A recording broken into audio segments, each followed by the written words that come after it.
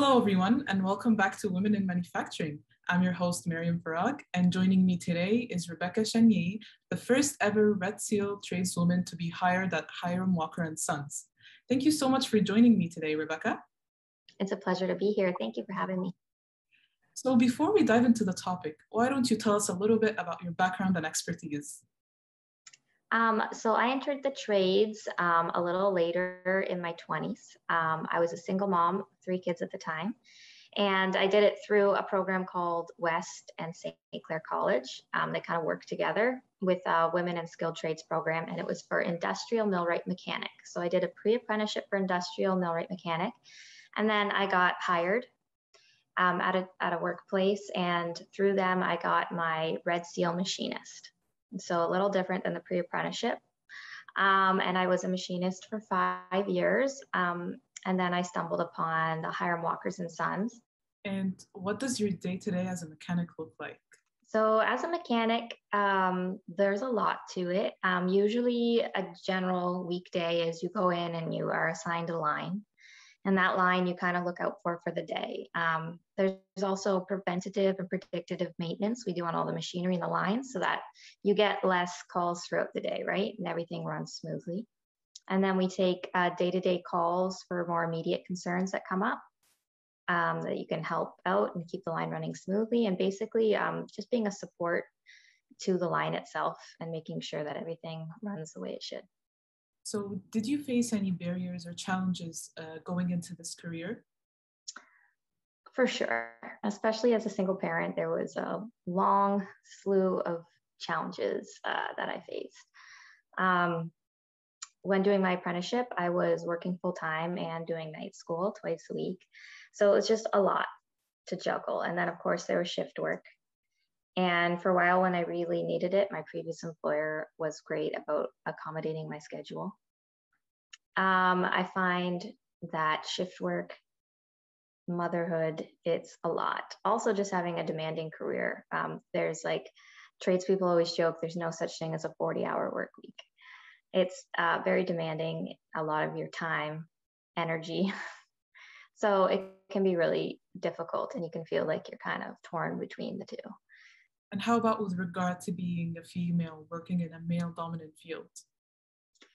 So that has brought up a lot of challenges. I found one of the first things to help me navigate that was just learning to bring it up and talk about it. If I ever ran into something that made me uncomfortable, I found that people were willing to have a conversation. A lot of times people don't realize what they say and how it impacts you, or that certain rules that they have might affect people differently.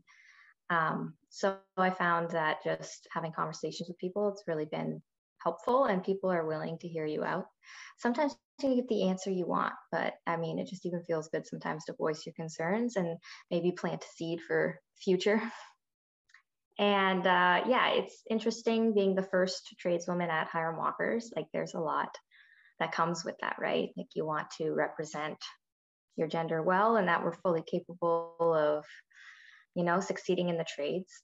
People have been really open and supportive and helpful, but I think there's a lot under the surface, a lot of implications that can make you feel intimidated, even some you carry for yourself. So just reminding myself daily, like I got where I am for a reason. I'm fully capable. It's a big learning curve, but you know what? You've got the support and you're gonna catch up to your coworkers eventually. And being the first female to be working at Hiram Walker Sons, how has your employer supported you? They've been really great. I think the main thing is like you can put a lot of pressure on yourself, right? You want to, you know, you feel like there's an expectation there that's not written. So they've just been really kind in the way that they're just like, you know what, you're doing great. What do you think employers can do to help women pursue these kind of careers, and what steps do you think could have helped you in the beginning of your journey? That's an interesting question because in a lot of ways, the way that the manufacturing world works is really based off of an old system, a single income system where it's kind of like, especially tradespeople kind of give their all. And you usually have someone in the background helping support that. So we're still kind of following that model. And burnout is real. You have a lot of times it's a dual income society. So it affects, I think, both genders equally, that there's a high expectation of the amount of hours you work, and you're trying to work-life balance can be really difficult. That's huge, right? That's like, in general, the manufacturing world, looking at how they structure things. But I think what would have helped me in the beginning was having probably more female mentors and kind of people that I could look up to at a senior level or management, and kind of like have a goal to aspire to, where it always felt like everywhere you look, especially management and even around me, there was very few women, and you're always dealing with a male supervisor. It just made it kind of feel like, is there a future for me here? It's kind of the unspoken, vibe,